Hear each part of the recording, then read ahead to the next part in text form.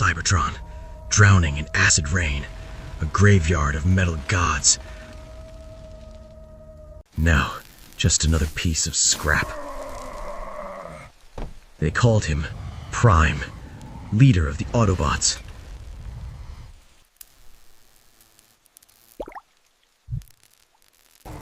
And him, the tyrant, the destroyer.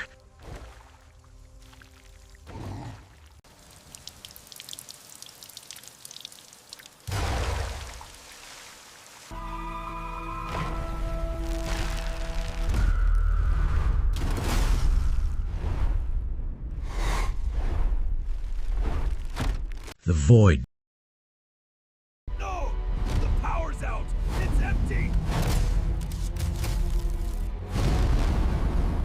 To this, the void doesn't care who you were. It only hungers. Millions of years they fought each other. Now they have no choice. Stand together or die alone. Two warriors, one enemy, no weapons. No hope. And then they see it. Light. In the darkness. A temple. And inside, something. Something ancient. The Vector Forge. A place older than war. Or into oblivion. He steps forward into the light.